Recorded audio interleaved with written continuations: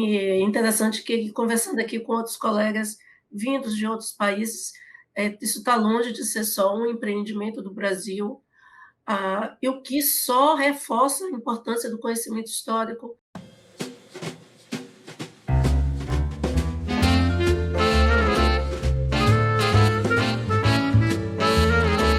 Olá, estamos começando mais um programa do projeto A História em 60 Minutos, um projeto de extensão promovido pelo Departamento de História da UFRN Ceres, em parceria com o Programa de Pós-Graduação, também da UFRN Ceres, e com o apoio do Grupo de Trabalho de Teoria da Amplo Brasil e também da Sociedade Brasileira de Teoria e História da Historiografia. As entrevistas ficam disponíveis semanalmente no canal do Departamento de História, no YouTube, também no canal do Programa de Pós-Graduação em História.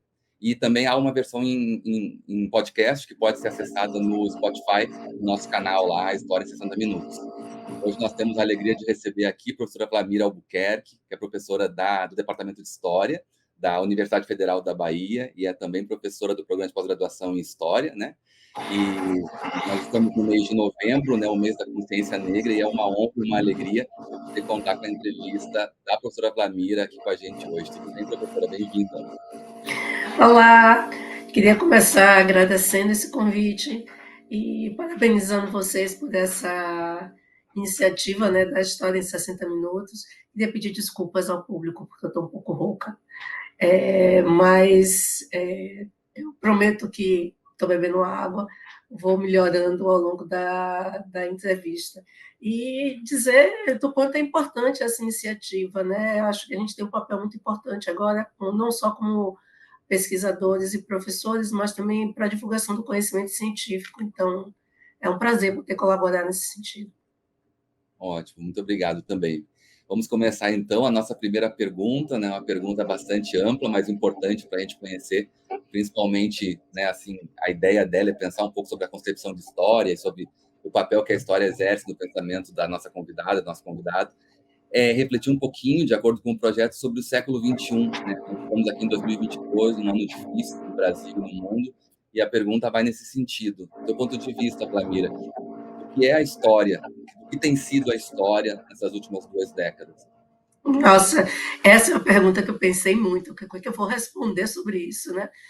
Porque eu acho que também nós, profissionais da área de história, temos sido surpreendidos com as reviravoltas, né, da trajetória das sociedades, né, na contemporaneidade. Eu acho que o estudo da história ele continua sendo, ele é cada vez mais fundamental para a gente entender não exatamente, não apenas sobre o passado, mas como que os grupos, os indivíduos, as sociedades de outros tempos, de outros lugares, constroem as suas questões e resolvem as suas questões. Eu acho que se tem uma coisa muito linda no estudo da história é a gente ver como a humanidade é capaz de elaborar problemas diferentes, resolver problemas de maneiras diferentes, estabelecer relações de maneiras diferentes, criar tecnologias de maneiras diferentes. E eu acho que o grande aprendizado é a gente entender a riqueza dessa experiência humana ao longo do tempo, né? Então, eu acho que a gente pode aproveitar nessas últimas 2 décadas bem conturbadas da história da humanidade e também da história do Brasil, perceber como que os indivíduos e as sociedades e os grupos humanos eles têm dado respostas aos desafios que são colocados. Bom, eu sou do campo da história social, então o que me interessa é exatamente essa experiência que os grupos constroem, que os indivíduos pertencentes a esses grupos constroem como forma de resolver as suas pendengas, né? Como forma de resolver os seus dilemas. A gente aprende com essa experiência ao longo do tempo. Perfeito, perfeito. Nesse sentido, então, né, você mencionou também, né, o ponto de vista da história social e o interesse nessas experiências coletivas, né, o movimento e tal, eu estou levando em consideração a próxima questão, a sua própria trajetória de pesquisa, o que você tem desenvolvido ao longo, né, da sua trajetória, enfim, os estudos sobre a emancipação, política, abolição, pós-abolição, etc., né, também o que você está desenvolvendo agora, Bom, esse é o meu campo, né? Meu pedaço de pesquisa é exatamente abolição e pós-abolição, porque eu acho que continua sendo relevante a gente pensar sobre como que a República Brasileira e o período do pós-abolição, que coincidem, o início da República, e não à toa. A Emília Viotti, há décadas, já falou sobre isso, não sou eu quem estou inaugurando a relação, né, sobre isso. Todos nós, historiadores, trabalhamos ainda com esse paradigma da importância de pensar o fim da escravidão com a emergência da República, e principalmente para pensar sobre como a questão racial e a condição dos sujeitos egressos do escravismo está sendo colocada nesse período, que para nós não é mais, eu digo para nós, porque tem um campo do pós-abolição hoje colocado já no debate historiográfico, então eu dialogo com muitos outros colegas, talvez a mais proeminente seja a professora Hebe Matos, mas tem uma leva de historiadores de norte a sul do país, de várias gerações, principalmente historiadores mais jovens, discutindo como que a questão racial foi sendo construída, né, em meio ao processo de desmonte do escravismo e de construção da República. Então, a minha pesquisa agora é de pensar sobre essas estratégias negras nesse período de transformação política tão profunda, né? Eu estou trabalhando com 3 sujeitos e as relações que eles constroem, eles são 3 contemporâneos, o Teodoro Sampaio, que é muito mais famoso pelo nome da rua em São Paulo do que pela trajetória dele como um engenheiro negro. O Manuel Quirino foi um abolicionista baiano muito importante, um dos caras que foi responsável por fundar os jornais ligados ao mundo do trabalho na Bahia, o cara que estava preocupado em fundar o Partido Comunista na Bahia no final do século XIX, e o mais famoso de todos, que é o José de Patrocínio, um abolicionista muito famoso. Então, a ideia é pensar trajetórias, as estratégias desses caras, que foram muito diferentes naquele momento, né? Então, Teodoro Sampaio foi alguém aliado aos conservadores, não militou na questão abolicionista, comprou a alforria dos irmãos, teve uma trajetória política muito longa, ele só morreu em 1937, então atravessou um bom pedaço, né, do pós-abolição. E o Manuel Quirino foi um liberal, abolicionista, assim como José de Patrocínio, mas um na Bahia, outro no Rio de Janeiro, enfim. Eu estou tentando mostrar sobre a pluralidade dessas experiências negras. Me incomoda muito hoje, e aí não só dentro da universidade, mas também no discurso que a gente ouve, né, nas redes sociais, no dia a dia, na conversa de botequim, uma ideia de que há uma condição racial negra quase essencializada. Existe o negro, existe o branco, o mulato, e essa condição essencializada, ela, na verdade, é uma construção histórica. Então, eu quero colaborar no sentido de mostrar como houve esse processo de construção desses lugares sociais, né? É como se eu estivesse tentando dar sentido ao próprio termo racialização, que é o conceito que circula em torno disso, que longe de mim ter sido a inventora do conceito, é um conceito que vem da historiografia inglesa, mas também está presente nos textos do Fanon, e que diz respeito ao sentido, aos significados que são atribuídos ao pertencimento racial. Então, eu tenho trabalhado muito com isso. Eu ainda estou aqui na Georgetown, fico aqui como professora visitante, ocupando a cátedra Ruth Cardoso até janeiro, e aí volto para o Brasil em janeiro, com certeza para celebrar um novo governo, e a ideia é conseguir colaborar, tanto teoricamente, como professora, como orientadora nesse campo de debate. Muito bom, muito bom. Importante frisar também, nesse momento da sua pesquisa nos Estados Unidos, né, E também lembrar que a entrevista da professora Vlamira está sendo gravada em outubro, né? Ela está planejada para entrar nos canais em novembro, mas estamos aqui ainda num contexto de expectativa em relação ao resultado da eleição. Mas aproveitando. É verdade, porque pode sair em novembro e eu posso estar falando de um bom tio, da expectativa de um novo governo, mas eu nem tenho uma. E nem estou apostando as fichas, eu estou fora dessa lógica meio pessimista, né, que está rolando agora. Eu tenho certeza de que o governo Lula vai ser vitorioso nesse novo pleito. Não estou contando com a possibilidade de que vamos perder essa eleição, não. Compartilho da sua visão. Vlamira, aproveitando também, você falou um pouco, né, sobre esse percurso, os conceitos, o campo, os seus interlocutores, né?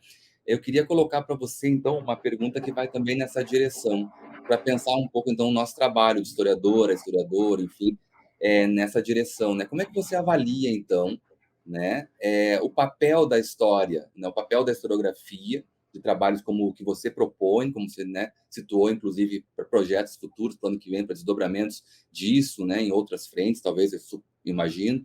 Como é que você avalia, então, a importância, né, o papel da história, da historiografia, da história da África, na luta também antirracista, nos debates sobre a racialização, né, promovidas por intelectuais, em particular intelectuais negros, né, e em movimentos sociais também nos últimos anos? Como é que você vê isso? Olha, eu acho que a gente reclama com razão da distância, às vezes, que acontece entre a universidade e os movimentos sociais. Mas a gente precisa também considerar que essa relação tem sido construída ao longo de várias décadas. Quando a gente vê, por exemplo, os grupos carnavalescos, tanto na Bahia como no Rio de Janeiro, em Recife, em São Paulo, trazendo temáticas negras, e você vai lá olhar os créditos, né, de onde que essa galera está tirando isso. Tem muito trabalho que a gente faz como pesquisador, como professor de história. Tem um trabalho do professor, da professora de história no ensino médio. Né? Tem o trabalho dos professores de ensino fundamental de história colocado ali. E eu acho que a gente tem que continuar reivindicando uma maior relação da universidade com os movimentos sociais, mas a gente também precisa reconhecer que há um diálogo que é colocado, que às vezes é tenso, que às vezes é truncado, mas que às vezes é muito fluido também, né? Então, eu acho que a gente tem ganhado terreno nesse sentido, porque quando eu oriento alunos, por exemplo, que agora estão discutindo sobre o movimento negro lá na década de 60, de 70, eles ficam me ensinando, olha como isso que está sendo dito aqui tinha a ver com o que, de certa maneira, estava sendo discutido nas escolas do ensino médio no período, né? Na época era no ginasial, que eram escolas públicas em que tinha toda a efervescência da construção dos partidos políticos de esquerda na época. Então, a gente vai vendo que esses fluxos, esses diálogos, eles estão sendo construídos há muito tempo. Acho que agora a gente tem outros equipamentos, outras tecnologias para fazer, como esse programa fantástico que vocês bolaram, e que a gente precisa lançar a mão deles para afinar, para sofisticar mais o nosso debate e fazer com que também o que a gente ouve das ruas, o que a gente ouve dos movimentos sociais, o que a gente ouve dos professores reclamando sobre racismo em sala de aula, as estratégias para lidar com o racismo em sala de aula, elas também impactam a maneira como a gente pensa o conhecimento histórico, né? Então, eu sempre aprendo muito quando eu estou trabalhando com professores que me dizem, isso está ótimo, estou achando lindo tudo que você está me dizendo, eu quero saber como é que a gente faz isso em sala de aula. Como que eu lido com o aluno, que convenço ele a estudar a história da África, se ele olha no espelho e acha o cabelo dele horroroso, se o tempo todo ele está ouvindo tiroteio e ele está ouvindo o tempo todo a ideia de que o corpo negro não vale nada. Como que, de certa maneira, essas subjetividades impactam a maneira como a gente constitui a história? Se a gente pensa que a experiência, não no sentido no sentido de experiência como algo passageiro, né? Mas experiência como algo que é construído por gerações, algo que é construído na maneira como a gente se inscreve como coletivo na história. Que a experiência ela nos constrói também como aprendiz e como professor. Então, como isso também impacta a produção do conhecimento histórico. Então, eu acho que a gente tem, sim, que celebrar as maneiras como esse diálogo tem sido colocado. Eu tenho conversado muito com colegas, às vezes uns até resistentes à ideia de que a gente tem que pensar a maneira como como questões como as raciais, as de pertencimento de gênero, as questões regionais, as questões das populações indígenas, como elas precisam, de fato, vir para o centro do debate. E alguns colegas nossos, você sabe disso, dizem, não, a gente está falando de identitarismo, que é um conceito que eu realmente abomino, não consigo dar conta desse conceito, porque ele tem algo de pejorativo e não e é uma forma de resistir à presença de um outro conjunto de questões que novas gerações de profissionais, novas gerações de alunos estão trazendo para a gente. E acho que, como profissionais, como servidores públicos também, como dever de ofício, a gente precisa lidar com elas e fundamentá-las, fazer com que elas não fiquem na superficialidade da condição individual, né? Não é sobre o que eu sinto pessoalmente, né? Isso a gente resolve com outros profissionais, mas o que eu sinto diz respeito sobre a experiência do meu tempo, do meu lugar histórico. Eu acho que isso só nós, historiadores, somos capazes de dar conta. E esse ofício é fundamental hoje, É eu verdade, penso. verdade, perfeito, concordo muito com você, é muito importante isso que você aponta, né? Nesse sentido também você trouxe o exemplo, né, de orientandos seus que atuam também na docência, no chamado ensino básico, fundamental, médio, que a gente ouve sobre como uma aula, assim, né, que forma um profissional de história na universidade, chega no ensino público, né? Então, assim, a universidade também é um ensino público, mas, enfim, eu digo no ensino de outros momentos de formação, né, com estudantes de outras idades, outras experiências ainda. Como é que você avalia nessa direção também o ensino de história, né? A importância do ensino de história hoje, levando em consideração esses pontos que você, né, tem trazido, e sobre os currículos que formam profissionais de história hoje. O que você acha assim que o que ainda falta ou tá mal organizado, poderia ser organizado de uma outra forma, poderia ser algo mais coletivo, o que sobra e o que falta em currículo e a importância do ensino de história no teu ponto de vista? Olha, eu acho que a gente tem um trabalho imenso para fazer, né? Agora em diante, porque o desmantelo, o desmonte que se fez nos currículos de história, e inclusive todas as formas de fazer desaparecer a disciplina história dos currículos, é sintomático do momento político em que estamos vivendo, para a gente pensar em transformações políticas, porque eu acho que a gente vive um momento de crise de certos conceitos, como nação, ah, como pátria, como povo, democracia, que são conceitos construídos dentro de um processo de formação no ensino de história. E são conceitos que precisam ser debatidos, não só ensinados como já definidos, montados, né? Eles são conceitos que precisam ser construídos em sala de aula. Então, eu acho que o próprio empenho que governos autoritários fazem em fazer sumir o conhecimento histórico é a maior prova do quanto o ensino de história é fundamental na formação dos sujeitos e até a própria definição do que vem a ser cidadania.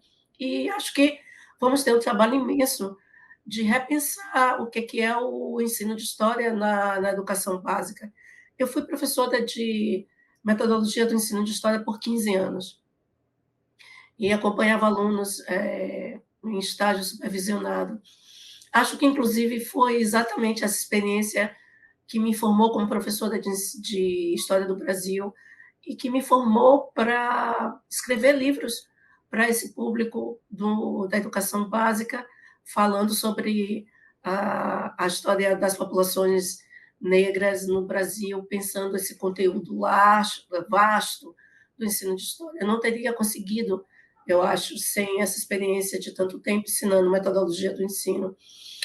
E a gente tem um desafio, por um lado, esse que é um desafio de política pública, sobre o que a gente pensa sobre história, sobre educação nesse país, e a gente tem um desafio que eu acho que também é teórico, metodológico, que é de pensar o que é ensinar história nesse momento do século XXI, com gerações que são formadas completamente no universo digital, com a percepção do aqui e agora, que vai impactar nas noções de tempo e espaço, com uma ideia de, de pensar sobre o pertencimento a certos grupos, que não é dado mais da forma como a gente construiu certos conceitos no passado, como sociedade, fronteiras, né?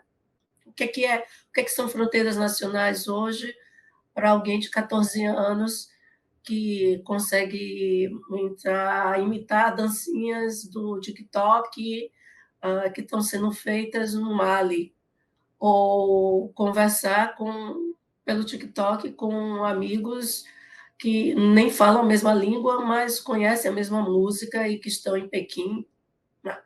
Então, isso com certeza impacta as noções de tempo e espaço, e nós temos um desafio nada fácil de ver como que isso pode ser traduzido no ensino de história. Eu sempre acho que o ensino de história é atraente. Nunca concordei com a ideia de que a história pode ser desinteressante. Eu que sou fã de coisas como Game of Thrones, adoro, que sou fã eu sou nerd, adoro séries de Volta para o Futuro, séries espaciais, filmes de distopia, Black Mirror, coisas assim. Acho que a gente tem muitas possibilidades para fazer isso e de uma maneira interessante e contar sobre esse passado, não exatamente tentando abarcar toda a história da humanidade, que nunca tivemos essa pretensão, né? Mas de pensar sobre como esse modo de viver em outros tempos, em outros espaços, ele pode ser útil para a gente esquadrinhar e pensar em alternativas e possibilidades no mundo de hoje. Eu acho que são tantas possibilidades que elas são impossíveis de serem mapeadas agora, mas eu consigo imaginar a gente dando aula com os alunos criando vários cenários, o que teria acontecido na Segunda Guerra Mundial se as relações fossem outras e o movimento das tropas tivesse sido diferente, por exemplo. Já tem muita gente criando jogos para discutir sobre a guerra de independência na Bahia, e eu acho isso maravilhoso, criando formas de mapear nas cidades que nós moramos, os lugares onde viviam as populações africanas, né? Que a gente põe isso nos textos, mas com certeza as novas gerações vão conseguir criar em 3D, né? Para a gente conseguir enxergar isso. Bom, enfim, eu nunca sei fazer nada disso, sou meio ignorante digital, mas eu consigo imaginar novas gerações com muito mais expertise do que eu fazendo isso. Eu espero ver os meus alunos propagando algo assim. É muito interessante o que você traz, porque é aquela ideia de que a história ela atravessa a nossa vida de diferentes formas, né? Você pontuou assim, tem toda uma questão política que envolve a história, sim, né? Como você disse assim, na sala de aula, eu achei genial isso que você falou, nação, região, pátria, tudo isso, povo, isso tudo não é algo que está assim pronto e você vai lá ensinar. Não, isso é para ser debatido, problematizado, tem que acontecer na sala de aula, né? Assim, tem que ter uma participação. É um processo constante de revisão e crítica em cima do conceito, né? E aí tem esse momento, mas também tem toda essa outra parte das séries, enfim, o sucesso que as séries históricas fazem nos streamings e, enfim, os podcasts de história, as pessoas gostam de ouvir pessoas falando sobre isso, né? Então ela atravessa também esse lado também da diversidade, como você falou, os espaços eventualmente ocupados no espaço virtual, criar, né? Criar espaços onde você tá no texto, está no seu trabalho, está no livro, está no artigo científico, mas pode ser convertido numa outra forma de experiência dos espaços de Salvador ou de qualquer outra cidade. Tem um grupo da Bahia, com muitos colegas, Carlos Silva, Cândido, a galera da história da África, que criou um site muito famoso, Maurino Pacheco, Felipe, que agora está na PUC, Rio, que estava com a gente na Bahia na época, que criou o Salvador Escravista, que fez um sucesso, né? Continua fazendo sucesso, mas agora está todo mundo muito mais... voltou à sala de aula, então a gente está todo mundo sobrecarregado, mas que é muito legal que você faz as pessoas pensarem sobre os nomes da rua, os espaços de memória que estão sendo conhecidos na cidade, a partir daquela polêmica da derrubada das estátuas dos escravistas, né, que aconteceu nos Estados Unidos e também na Inglaterra. Então, eu acho que a gente tem um campo muito amplo de trabalho, né, muito amplo, que extrapola em muito o espaço físico da sala de aula. E não tenho dúvida de que as novas gerações, nossos alunos, vão nos ensinar a ultrapassar esse espaço das quatro paredes, da cadeira, da mesa, que talvez esteja tão ultrapassado que faça com que a gente precise realmente rever o formato de ensino de história. Sim. É verdade. Isso também, a própria ideia o debate todo sobre o que é o público ou o que seria uma história pública, né? É a ideia de que, bom, a sala de aula é um espaço de história pública, mas está para muito além da sala de aula, né? A história é pública no sentido, assim, absolutamente amplo e tá ocorrendo, e pode ocorrer em outros espaços, né? É só a gente chamar atenção para isso. Eu acho que um pouco a sua resposta vai nessa direção, né? Sim. Chamar atenção para isso, né? Evidenciar esse aspecto. A gente falou um pouquinho agora, né, sobre formação então de professores, currículo e tal. Nesse percurso, então, fazendo um percurso de uma certa forma cronológico também, como é que você avalia a profissão? O debate pode ser em sentido mais geral, se você quiser, mas em particular também a profissionalização, né, que um pouco mais de 2 anos atrás, a profissão foi reconhecida por parte do Estado brasileiro, depois de décadas de luta em torno dessa questão, né, na nossa área, na nossa comunidade. Como é que você avalia a profissão de historiador hoje e esse recente reconhecimento desse direito, né? Olha, é uma demanda muito antiga e necessária, né, para reconhecer, inclusive, os outros espaços de atuação do profissional da área de história. Vocês devem estar vivendo a mesma coisa, eu acho que é uma crise nacional. A gente tem alunos pós-graduandos muito bem formados, né? Nós, no Nordeste, estamos formando muito bem alunos, doutores e doutoras, e que a grande angústia não é mais finalizar a tese, mas o que é que eu vou fazer depois disso, né? Os postos de trabalho têm sido bastante reduzidos, principalmente nesse cenário que tenta fechar universidades e diminuir recursos e não ampliar como a gente espera que seja da agora em diante no governo Lula. Eu já estou falando no governo Lula, porque eu não imagino uma outra possibilidade. Mas, para além da sala de aula, além do exercício da docência em sala de aula, a gente vê que está crescendo muito esses espaços. Por exemplo, eu tenho alunos que estão trabalhando agora com curadorias, convidados para trabalhar em museus, para pensar sobre a organização de acervos fotográficos e acervos documentais. Alunos que estão sendo chamados para pensar sobre roteiros de documentários e filmes, e até para a organização de roteiros de podcast. Então, eu acho que há um campo de trabalho, há campos de trabalho que estão se abrindo muito lentamente, mas que precisam aparecer de fato para incorporar esse profissional da área de história, e a profissionalização ajuda muito nesse sentido, né? Então, eu acho que, com certeza, a gente vai ver coisas inimagináveis e que o historiador vai ser fundamental da agora para frente.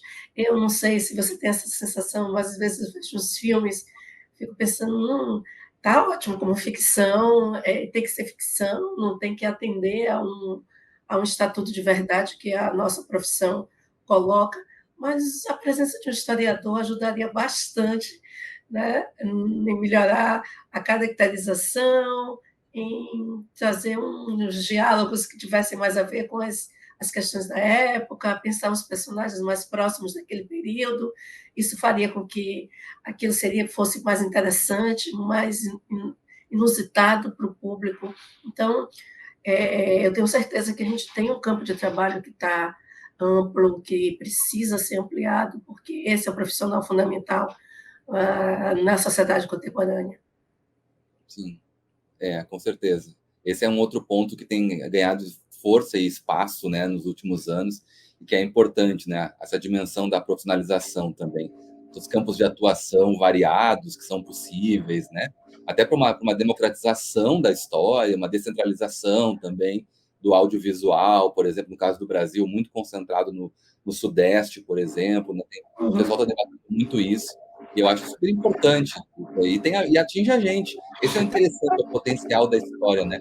A gente circula, a gente dialoga demais com todos os campos, não só com os outros campos da ciência, mas com a cultura, com as artes, mais amplo. Você deve já ter tido essa sensação, todos nós já tivemos.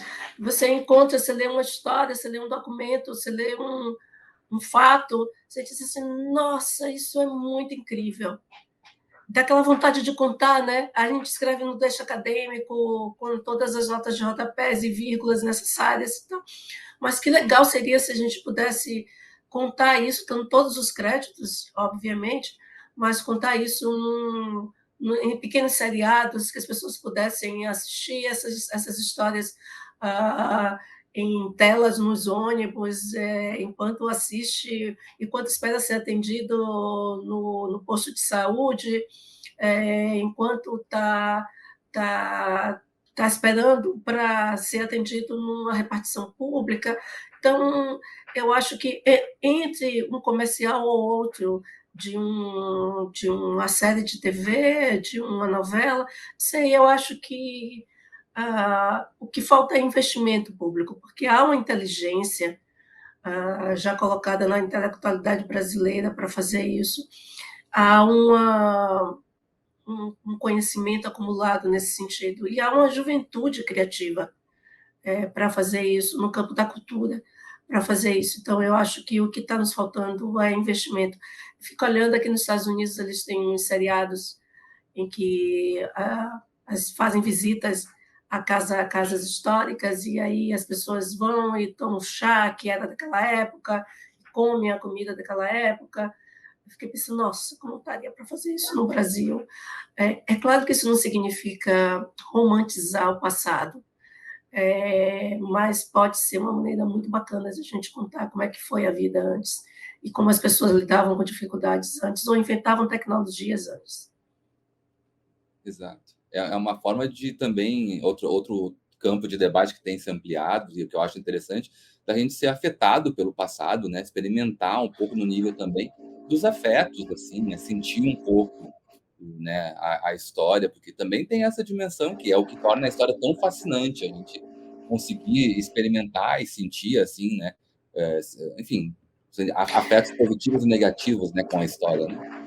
Pois é, eu fico vendo por que nós não temos. Várias cidades brasileiras têm museus em que tratam, né, da questão negra no Brasil. O mais famoso de todos é o Fantástico, criado por Emanuel Araújo, que infelizmente nos deixou no mês passado. Mas eu acho que é sintomático a gente não ter um museu onde as pessoas pudessem ter uma experiência mais profunda sobre o que foi o flagelo da escravidão, ou sobre o que foi a ditadura no Brasil, sobre o que foi a vida dos imigrantes no começo do século XX. Eu acho que a gente tenta escapar muito da dor histórica, da dor do passado. Isso não é uma boa forma de lidar com as coisas, porque muito das tensões raciais, das tensões de classe que estamos vivendo hoje, passam por essas tentativas sempre frustradas, sempre mal sucedidas, de pôr debaixo do tapete o que nos aconteceu no passado. As pessoas precisam saber, as crianças, os adultos, precisam entrar no lugar e ver como é que eles viviam uma população escravizada numa senzala e pensar de que maneira o modo como foram construídas as favelas no Brasil carregava uma noção, uma ideia de manter aquelas pessoas no lugar de subjeção, de subalternidade. E como a luta, né, das populações negras, principalmente aquelas que estão em condição de vulnerabilidade, de pobreza, como nas favelas, é uma forma de dizer não a esse passado, de inventar o futuro.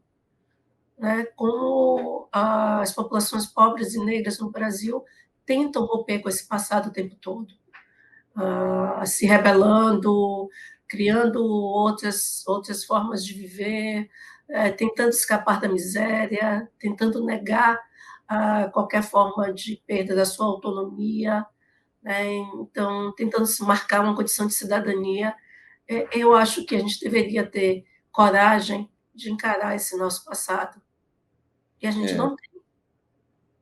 é verdade. Isso que você falou de entrar em contato com a dor do passado, né, tem a ver com porque isso aí também traz a dimensão de uma responsabilidade em relação a esse passado e ao que ele implica no nosso presente, né. Esse é o ponto, essa cadeia ela acaba sempre sendo quebrada. Por isso que você Sim, falou omissões, né, por essa tentativa de ignorar, é como se superação viesse sobre não falar no assunto, ignorar o assunto, o que não, a gente sabe muito bem, não vai resolver nada, pelo contrário, né.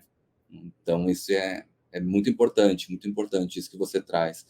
Aproveitando a deixa do que você falou nesse sentido também, né, queria te colocar a próxima pergunta então, Guamirã, eh, sobre a nossa atuação no espaço público, né, a produção de profissionais de história no espaço público, considerando inclusive um pouco nessa linha do que você está falando, né, sobre a responsabilidade em relação ao passado, um passado que tem muitas marcas no presente aqui para ser pensadas, né, e problematizadas, não tem um passado superado de forma alguma. Como é que você avalia, então, o nosso papel nesse momento, em tempos justamente de negacionismo, negacionismo histórico, negacionismo do passado, negacionismo da escravidão, da ditadura militar e assim por diante? eu acho que o nosso papel não é nem um papel, é um compromisso de ofício, né? Eu às vezes fico falando para os alunos, vocês, quando terminarem o curso, vão fazer um juramento. Esse juramento é importante, muito mais importante pela cena, mas pelo que você está dizendo para si mesmo, inclusive, está dizendo para os seus pares, está dizendo na frente dos seus professores, né, dos seus parentes. E eu acho que a gente tem que ter um compromisso com o ofício. Nós somos profissionais, então a gente tem a responsabilidade de falar sobre essas temáticas que a gente pesquisa, que a gente trabalha, que a gente discute, mas eu acho que, ao mesmo tempo, a gente tem que ter também a preocupação e o cuidado para não banalizar o conhecimento. Então, veja, eu sou muito convidada para falar de muitos temas e, e eu procuro sempre justificar que não estou interessada em falar sobre assuntos que eu de fato não conheço. Eu fiz uma escolha profissional, que é de ser historiadora, que é de ser professora de história, que é pesquisar a história. Eu não fiz a escolha de ser jornalista. Então, que eu acho que são campos de trabalho diferentes. E eu acho que a gente precisa estar na cena pública, a gente precisa fazer história pública, a gente precisa debater os assuntos, mas, no meu ponto de vista, a gente não pode confundir o nosso ofício com o ofício do jornalista. Quem consegue fazer essa dupla função está de parabéns, eu vou admirar, mas não é o meu talento. Eu gosto de falar sobre aquilo que de fato eu conheço, que eu estou balizada. Eu acho que em tempos de fake news e de uma certa superficialidade, né, do conhecimento, uma certa informação que muitas vezes vai ali pensada no Google, a gente reafirmar a importância de que a gente fale sobre aquilo que de fato é um conhecimento científico ao mesmo tempo falar sobre a importância da história pública e de que a gente fale com um público mais amplo, mas reafirmar a história como campo da ciência, né? Reafirmar a história como um campo de produção do conhecimento que é dado dentro de uma formação científica. E aí nem vou entrar nesse debate de que tipo de ciência, acho que a gente já tem isso superado, ao meu ver, está superado. Eu sou uma cientista social e com todas as particularidades que a história tem no campo da ciência, o que não quer dizer que eu não possa escrever de formas literárias. Então, acho que esse debate é ultrapassado, incabível nesse momento. Mas não quero ser alguém que fala sobre tudo, né? No meu caso, especificamente, como há, infelizmente, uma carência muito grande de professoras negras no campo da história, às vezes me convidam para falar de temas, eu entendo o convite como uma forma de mostrar que tem alguém, né, com prestígio, com uma produção no campo da história para falar sobre temas, mas que são temas que não dizem respeito à minha expertise, ao que eu sei. Né? Às vezes são temas que eu sei porque os outros colegas pesquisam. E aí eu tenho que dizer não, e levo muito tempo para explicar para as pessoas por que não. Então, eu acho que a gente está diante de um problema no bom sentido, de uma questão importante, que é de fazer história pública, de falar para o grande público, de fazer programas como esses fantásticos que vocês estão fazendo aqui, mas, por outro lado, de reafirmar que nós somos cientistas, a gente conhece sobre determinados assuntos. Não quero ser uma generalista, né? Não quero ser alguém que fala sobre todos os assuntos que são colocados na pauta. Eu, pelo menos, não me sinto confortável para falar sobre temas diversos. Não acho que ser intelectual é ser uma generalista sobre todas as coisas que acontecem no mundo contemporâneo. Muito bom, que coisa boa poder te ouvir também nesse programa, nesse projeto, Vlamira, porque essa pergunta ela permite que a gente pense sobre esses aspectos éticos também, né? A ideia de poder, numa entrevista, falar mais livremente, mas levando em consideração o fato de que os convidados e convidadas vêm aqui ao programa tendo uma trajetória para falar sobre assuntos que são encaminhados na direção do que eles produzem, e esse compromisso ele é ético. É como você falou, assim, não é porque agora nós estamos impelidos a falar o tempo inteiro para o grande público, ou sobretudo depois da pandemia, está muito no YouTube, em outros canais, que a gente está habilitado, né, a falar sobre tudo e qualquer coisa. Na verdade, né, assim, a ênfase que a gente traz tem a ver com a pesquisa, com especialidades de pesquisa, Sim. né? E essas questões estão longe de ser questões individuais, né? Você falou da pandemia, eu recebi alguns convites para falar sobre populações negras e epidemia e pandemia e condições de vida de populações negras na história. Eu disse, gente, é um tema importantíssimo, mas não sou eu a pessoa que vai trazer dados confiáveis, que vai ter um suporte de uma bibliografia para te trazer, né, informações que vão ajudar a comunidade, a população a ver sobre isso. Aí alguém me diz, mas não tem professoras, é difícil encontrar professoras negras para falar isso. Então, a gente tem que dizer que precisa ter. Não se trata de um problema do entrevistador ou da entrevistada, é um problema do campo científico. Por que não, a constatação tem que virar uma pergunta. Por que não existe professores e professoras negras que podem trazer isso aqui? Então, eu acho que é essa saída, e não criar qualquer tipo de artifício para garantir a presença de alguém nesse campo, né? Essa representatividade, ela precisa ser crítica.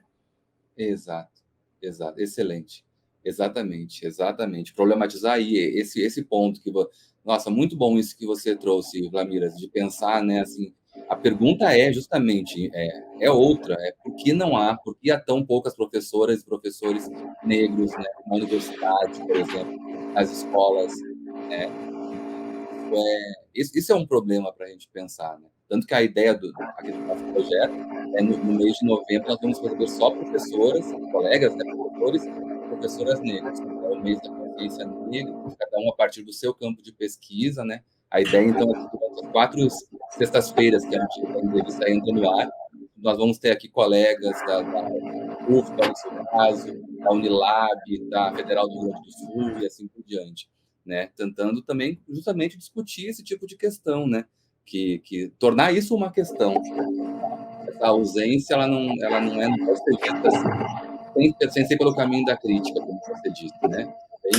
Bem importante. Lamira, eu queria aproveitar o tempinho que a gente tem ainda e queria, se você pudesse falar um pouco. Você já falou um pouco no início sobre as pesquisas que você está desenvolvendo agora, mas eu queria que você, se você não se incomodasse, falasse um pouquinho sobre as suas experiências agora aí nos Estados Unidos, né? O que você tem discutido, estudado, ministrado aulas, enfim.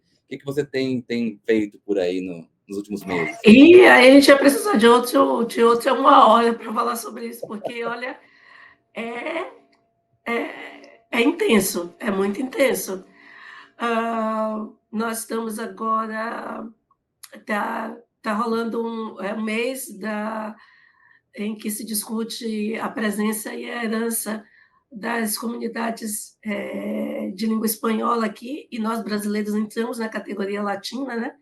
E eu tenho participado de vários eventos, porque como eu estou vinculada ao Centro de Estudos Latino-Americanos, eu tenho participado de vários eventos discutindo sobre isso, e você vai percebendo como o Brasil é realmente uma peça que parece que não se encaixa muito nesse mapa, né, dos latinos aqui, né? É bem desafiador, em muitos momentos estão todos falando em espanhol ou em inglês, e eu estou pensando em português para falar inglês, então é complicado, mas eu também percebo que há um debate muito grande sobre qual é o mapa geopolítico agora, nesse cenário, principalmente no cenário de guerra na Europa, num cenário de mudança das estruturas, até das estruturas partidárias.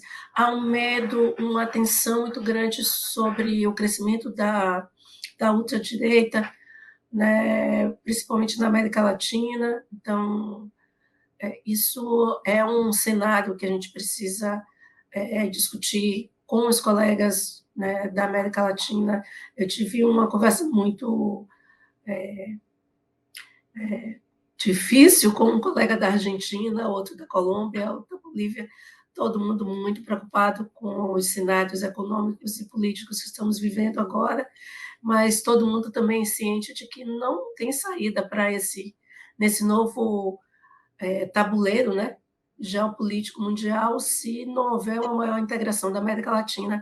Então, eu tenho certeza que eu vou voltar para o Brasil sendo ainda mais latina,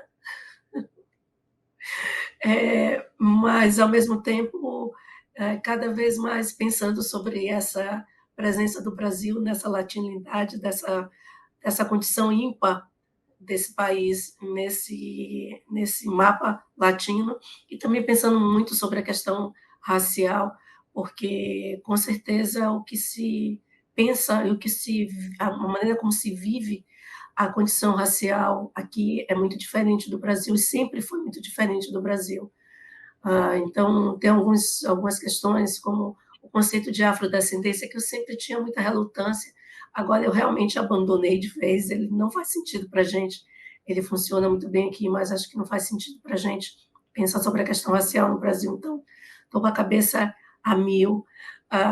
E te digo que uma das experiências mais impactantes e que todo mundo deveria ter a oportunidade de fazer na vida é chegar na Library of the Congress, a Biblioteca do Congresso, entrar na parte hispânica, que o Brasil está dentro desse conjunto, dar de cara com 3 painéis maravilhosos de Portinari, de parede inteira, uma parede imensa de 6 metros de altura.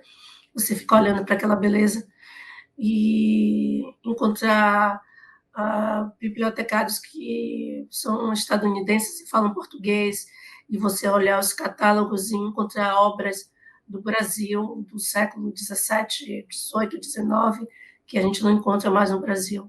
É uma mistura de alegria pessoal, porque você tem acesso a essas fontes, mas também de tristeza nacional, porque você fica pensando onde está indo parar a nossa memória. Então, eu adoraria um dia que a gente pudesse ter um projeto resgate da memória brasileira e ter cópias de toda essa documentação para que fosse acessível para a gente no Brasil, para todos nós pesquisadores, para todos os nossos alunos, para todas as pessoas que avulsamente, tem gente que nem é historiador e adora pesquisar história, a gente encontra a gente assim nos arquivos, tivesse acesso a isso. Então, é um sentimento muito misturado, quando um lado, tipo, poxa, que massa, estou aqui, com muito trabalho, porque eu também estou dando aula, tendo chance de ter acesso a esses acervos, mas, por outro lado, poxa, onde está indo parar a memória histórica do Brasil, dado as formas como esse patrimônio tem sido administrado, né, no Brasil. Então, é muito ambíguo, mas é muito rico, e, enfim. Mas a Ioana do Colbeck de Bahia. Uhum. Saudades já. No verão eu estou tomando sol nas praias da Bahia e se tudo der certo, vou tirar férias e subir o Nordeste para sentir o sol do Nordeste de novo. Que bom, É que isso. bom. Muito obrigado por compartilhar também essas experiências. Espero que a gente possa, em outros momentos, continuar falando sobre elas, porque eu imagino o quanto deve ser rico e ambíguo o que você está sentindo mesmo nesse tipo de experiência, né? Isso também é conhecimento histórico, né? Esse tipo de experiência relatada também é conhecer a história, né? Então É verdade. Mas é isso, eu quero muito, muito, muito agradecer a oportunidade de estar aqui, de conversar com esse público. Peço mais uma vez desculpas à minha rouquidão, mas estamos juntos, vamos nessa. Com certeza a gente vai ter outros momentos para conversar e eu espero realmente colaborar para a formação dos nossos e nossas, né, alunos e alunas e o público em geral. vamos sim, mas olha só, deixa eu te colocar ainda a última pergunta, que tem uma pergunta. Então tá lá, vamos lá.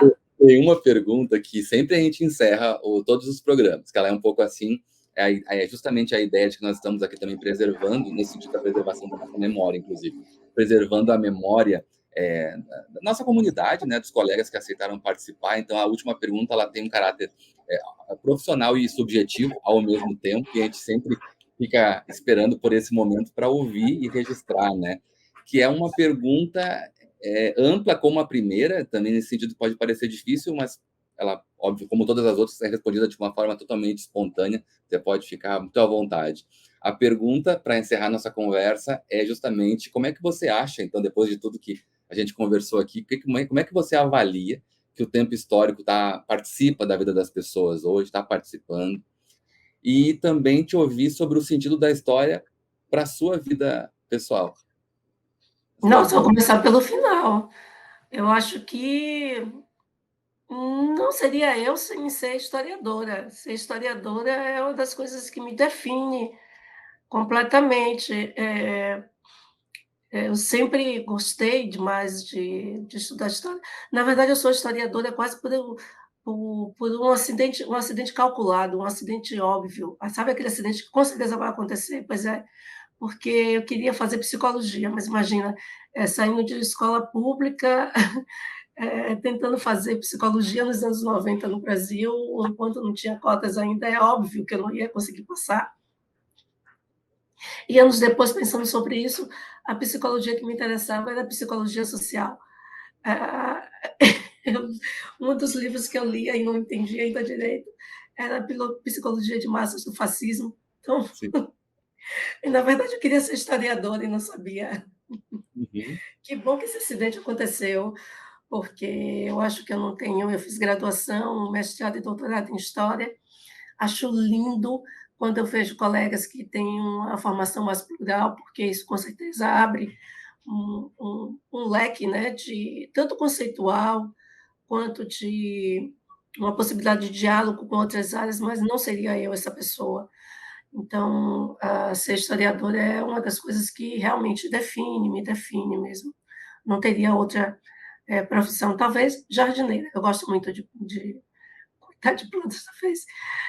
Mas esse exercício que a história nos imprime, né, de pensar sobre como as pessoas viviam, entender o que as motivavam, entender como elas reagem às ações dos sujeitos em diferentes contextos, como são construídas barreiras, como são derrubadas barreiras, né? O que é que a gente lê como problema em um determinado período e que isso deixa de ser para outras gerações.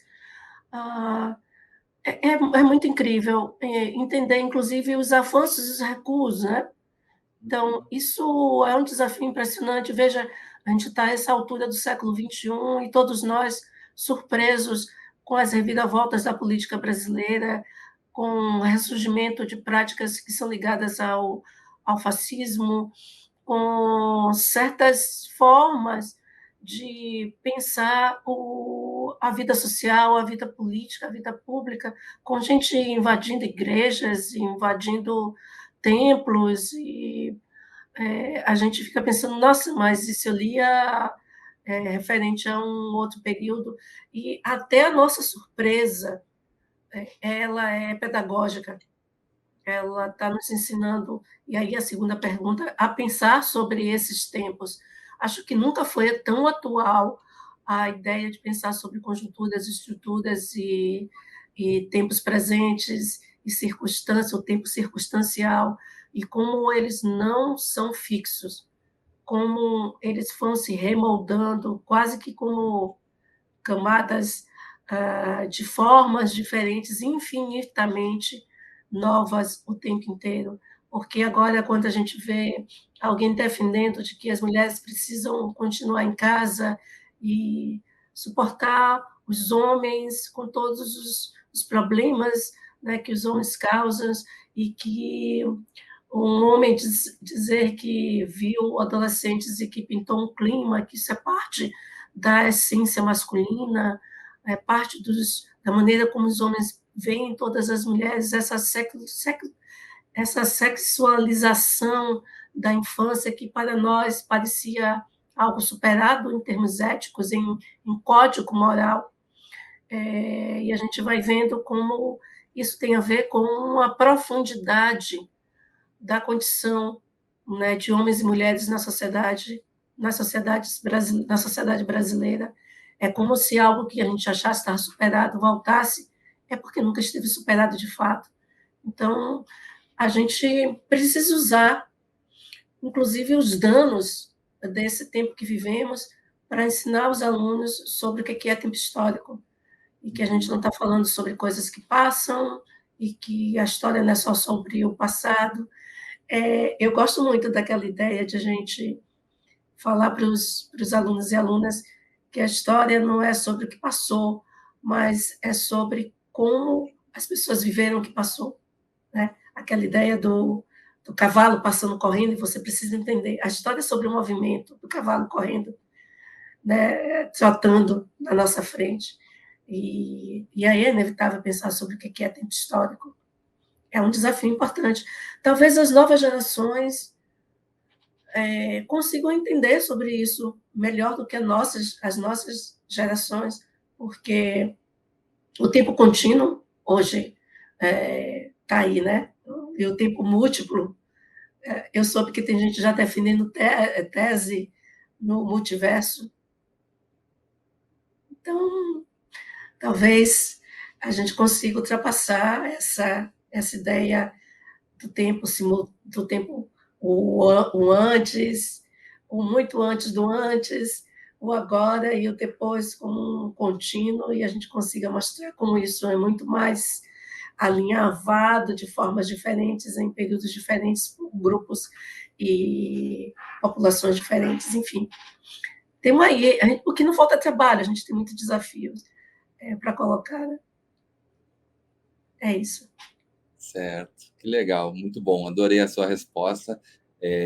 Também vou dizer para você que eu também fiquei entre psicologia e história, acabei indo para a história. Tenho muito interesse em psicologia, mas também, mas sobretudo a história nos seduziu. Eu acho que você tem toda a razão. É uma forma de pensar no sentido mais amplo, né? A nossa psicologia social aí para ser feita mais do que nunca necessária, né? Tá aí. A gente está precisando assim de um divã coletivo no Brasil, parar para pensar um pouco, né, sobre tudo que a gente está vivendo.